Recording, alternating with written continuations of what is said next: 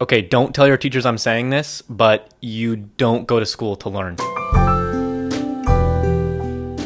So you're trying to get into cybersecurity and you're wondering which major is the right one for you. Maybe your school has an entire cybersecurity program with multiple majors, multiple minors. Awesome. Maybe your school couldn't even tell you the difference between Windows and Linux. Doesn't matter where you're coming from or if you're even in school or going to school soon, the major you choose doesn't actually matter. Maybe you're currently studying business or economics or liberal arts, and you're worried about how you're going to compete with people who studied a computers major. You're here because you're driven, you're excited, you're motivated. Those things matter way more than your specific major. And to prove that, I'm going to break down the data. There's a really cool report I found from last year, October of 2022, from ISC Squared. They are the world's largest cybersecurity professional organization. They surveyed their members last year to create this awesome report. Let's start with some background. Everyone knows there's a huge shortage in cybersecurity talent. If you don't believe me, go spend like 20 seconds on Google. For everyone else, one of the first questions the report asks is, what are the biggest contributors to your company having a cybersecurity staffing shortage? By far, the number one thing that people reported as the cause for their company cybersecurity shortage is not finding enough qualified talent.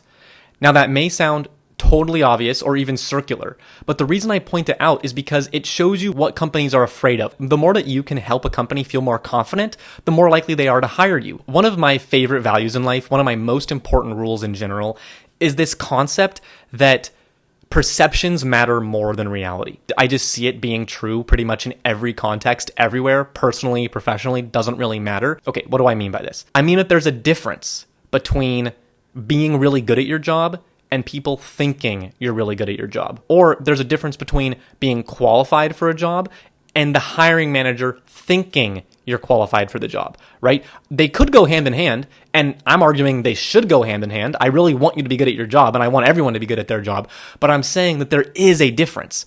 There's a lot of idiots who get great jobs in cybersecurity. I don't know, you could be one of them. When you look at the world that way, what you realize is that your goal is not actually to be the most qualified candidate. It's to be the candidate that the hiring manager perceives as the most qualified. Someone could be absolutely fantastic for the job, but if they can't tell a compelling story through their resume, their interview, their experience, the way they talk about it, the way they carry themselves, the things they've done, their background, their accomplishments, their achievements, if they can't tell a cohesive, coherent story using all of those pieces, then no one's going to think they're qualified. The way you present yourself matters. The way people perceive you matters. And there's a whole lot of words for this. It's your personal brand. It's your professional identity. We're living in a world where how you present yourself matters more than ever. I'm encouraging you to think strategically about how you can present yourself in a better light because it's only going to help you. I'm not arguing that you should be bad at your job, that you should try to trick people into hiring you. That is not what I'm arguing here. I'm never arguing for you to deceive anyone about your skills. The way that you present your skills ends up mattering more than the actual skills themselves. That's all I'm saying. So when we go back to the data and we see that 43% of survey respondents say that their company's biggest issue in staffing shortages is finding enough qualified talent, that means that with this new paradigm of perceptions mattering more than reality, your number one goal becomes, how can I be perceived as a qualified candidate? And that starts with, what do they mean by qualified? And here's the trick. It's not up to you. It's not up to me. The only person in this entire process who actually gets to determine what qualified means is the hiring manager. Many people assume that if they just get X certification or they study Y topic, then all of a sudden they'll be qualified for cyber jobs. The only true, reliable, indisputable source for what qualified means are job descriptions. Job postings are the only place where you can actually get factual, concrete, reliable information on what employers are looking for. If you're looking to get into cyber and you have not looked at cybersecurity job descriptions and job postings, how in the world are you ever going to know what employers are looking for? So what does it take to be perceived as qualified? Well, I'll tell you this. It starts with having a bachelor's degree. 94% of cybersecurity professionals have at least an associate's degree. 88% have at least a bachelor's degree. This number matches perfectly with another industry report from an organization called Burning Glass. They say that 88% of job postings also require at least a bachelor's degree. What this tells me is that a bachelor's degree, or at least some sort of secondary education, is essentially a box to check. It's like the first filter that employers look at. And that right there is why I say that you don't go to school to learn. I'm not saying that you don't learn in school, or that you can't learn in school, or that school won't teach you anything. What I am saying is that to get into cybersecurity, your degree, it's treated as a signal. This is where perceptions matter more than reality. It signals to employers that you are somewhat competent and that you are able to commit to hard, difficult projects. No one actually cares what you specifically learned. And this makes intuitive sense. Just think about it. There are thousands of schools across the country. All of them have different curriculum, different professors, different classes, different requirements. No individual employer cares what you actually learned in school. All they care is that you have a degree. At the end of the day, in the professional world, a degree is simply a piece of paper that proves to employers that you might have something they're looking for. What about the topic of this video specifically? Which specific major is the best for cybersecurity? The data shows it doesn't really matter, but let's break it down. 50% of cyber professionals studied something related to computers. Okay, not surprising. And another 20% studied something related to engineering. Again, no surprises there. But now that leaves 30% that studied literally anything else. Yes, art history major. I'm looking at you. You too can get a job in cybersecurity. Every subsequent part of this data proves to me more and more that getting a degree is just a box to check. When 30% of people didn't even necessarily study anything related to technology, come on. I broke down the ISC squared data into more easily digestible categories, and we see the same trends. Specific achievements, like cyber-related degrees and cyber certifications, don't actually matter that much. Whereas soft skills, cyber skills, and relevant IT experience matter a ton. So those things are what you're optimizing for. If you want to be perceived as qualified, you need to make sure you're focusing on the soft skills, the tech skills, and getting relevant experience. You could have 1,000 certifications, but if your resume and interviews don't demonstrate how you have practical skills and relevant experience, you're out of luck. Way, way, way more important than any one piece of these things is being able to tell a cohesive and coherent story about how all of this comes together. So let's make it really clear. So number one, you need to get a degree, preferably bachelor's or higher, but really bachelor's is fine. And which specific things should you study? It doesn't really matter. If your school offers cyber stuff and you're interested, go ahead, do it. I'm not saying to not do cybersecurity stuff in your major, but if you're worried about choosing between this particular cyber major, or your school doesn't have a cyber major, or maybe you want to study computer science, or do you do engineering, maybe you're really passionate about some other topic, I'm telling you, you're overthinking it.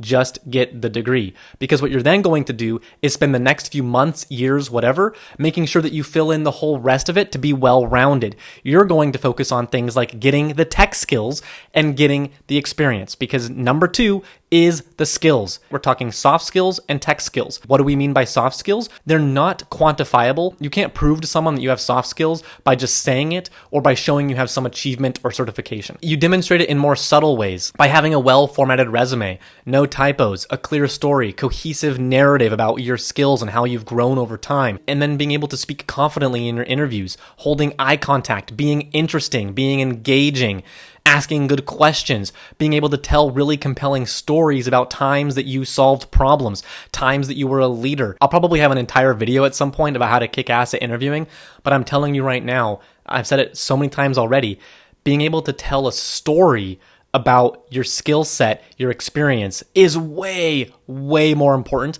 than any particular certification or any particular major that you might choose. Number three, that's focusing on the tech skills, the cyber skills, the skills that are relevant to cybersecurity. Now, these to me can kind of come from a bunch of different sources. Again, it's all about being perceived as having tech skills versus actually feeling like you know everything about computers, okay? Cybersecurity is huge. There is no one person who knows everything. You are probably going to have a little bit of imposter syndrome for your entire life. So stop trying to learn everything. Stop trying to check every single box of learning and specific skills and focus on the ones that are most interesting to you and the ones that actually are in the job descriptions for jobs you are interested in. Once you've picked those out, once you've figured out what those sort of skills are, just start learning them somewhere. You could learn them in a particular class in your college. You could learn them right here on YouTube. You could learn them in a cybersecurity boot camp. You could try to learn them on the job through whatever experience you might try to end up finding. Goal is that you can signal to people that you have tech skills, okay?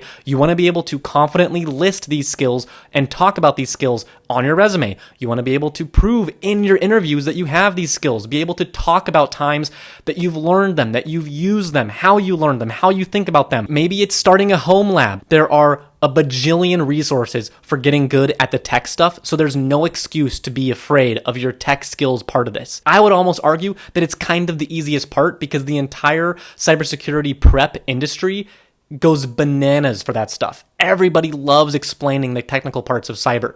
That's the easy part. Getting a great degree, getting the soft skills, and then getting the experience, to me, that's the harder part. People focus so much on proving that they have some particular tech skill, and that's critical. But again, it's not about actually having the skill. It's about signaling it. You're simply just trying to match the jobs that you want, the requirements that those have, to things that you can confidently talk about. That's it. It's as simple as that. I don't know. This might be a hot take, but to me, it's literally in the data. Okay, number 4. This is probably the most complicated and sometimes the most intimidating. It's getting real experience. There's almost like this conflict here. There are more and more cybersecurity achievements available, but the industry is showing us that at the end of the day, practical skills and relevant experience actually matters more. Just because there's all these resources out there doesn't mean you need to focus on them. You still need to go back to answering the question of, can I prove to people that I have practical skills and relevant experience? Can I be perceived as qualified? If we go back to that report from Burning Glass that we looked at before, they say that 85% of cybersecurity job postings require over 2 years of experience. Okay, now this kind of sucks because you probably don't have much. If you're watching this video, you probably have between 0 and not very much experience. So that's, of course, a little bit intimidating, but I'm telling you, it's a lot less intimidating than you may think. Relevant experience is defined very broadly. For one, pretty much any IT job can count as relevant experience. You can look at everything through a cybersecurity lens, and if you can portray that on your resume and in your interviews, you're golden. It doesn't actually matter what type of experience you have, as long as it's somewhere in the vicinity of computer stuff. The most common way to get into cybersecurity is starting with an IT job. So that means if you're looking for experience, basically just get any job with computers in it. Maybe that's a student job in the IT office. It could even be starting a business, helping your friends and family with tech support. It could be a part-time job with some organization in your community. It could be a job with your city. It could be an analyst job. Maybe it's some sort of tech support job that's remote. I'm arguing it doesn't really matter. What you're fighting against here is the blank resume. You don't want to have a blank resume. You want to have at least something. What that something is matters way less than the fact that it exists. You want to be able to have some sort of stories from a professional experience. I don't care if it's part-time, full-time, an internship. Now you have the full package. If you have all 4 of these things, oh my God, you are golden. You now have the bachelor's degree signal. You now can talk about your soft skills. You can prove that you have hard skills. And the number one thing, you have some level of experience. Boom, you're hired. If you're watching this video, there's a good chance you're scared, confused, indecisive, or all 3. I'm telling you right now, you're overthinking it. It really is this simple. I'm not saying this stuff is easy. It actually can be really hard, but I'm saying that the more that you can be strategic and data-driven about how the world actually works versus the way that you think it might work, not the way that your parents say it works, not the way that some professor who's never had a real job before says it works, the way the world actually works. The more that you can do that, you're gonna be a rock star. Many of the most successful people I know in cybersecurity have degrees in things that are completely unrelated. I'm talking things like Greek literature or ancient history. Probably a lot of that is because when they were in college, cybersecurity programs didn't even exist. But I think a big part of it is that they were able to follow steps 1 through 4. They got really good at getting people to perceive them as qualified for cybersecurity, even if their background was in ancient history. There's no rule that says your first job has to be your dream job. Life is one big grand experiment. And the more you can treat it like that, the less stressed, more curious, and less overthinking you'll be doing, and just you'll enjoy your life more. I feel like so many people say, get this certification, study this, do this. To me, it's almost all entirely noise. People are always just going to say what worked for them or point you to resources simply because they exist. All right, I'm saying that you should look at the actual outcomes from those things and look at what gets people hired and where cybersecurity professionals come from. Look at the data, be strategic, be informed. That's my goal. To wrap it all up, get a degree. But once you're on the path to getting a degree, it becomes all about practical skills and relevant experience. Make sure you know cyber concepts and can talk about them in interviews, and crucially, get some sort of experience in cyber or IT. There's this pervasive myth that getting an entry-level job in cybersecurity is practically impossible. Now, I'm not saying it's easy. I think it's really hard. But the data shows that it's been getting more common for decades. For 23% of cybersecurity professionals under 30, it was literally their first job. They got their first job in cybersecurity. There are more paths than ever before for getting into cybersecurity earlier in your career. You know what this reminds me of? Chef Gusteau from Ratatouille, his famous motto, anyone can cook. To me, not everyone can become a cyber pro, but a cyber pro can come from anywhere. I'll see you next time. Thanks for watching. If this video helped you, consider subscribing and send it to a friend. If you found this interesting and you are the driven, eager, motivated kind of student or early career professional that I'm talking about, you should totally leave a comment and tell me what you want to hear about next. I would love to make a video about what you actually want to hear about. You probably have no idea what you're doing with your life. Anyone can cook. Oh, okay.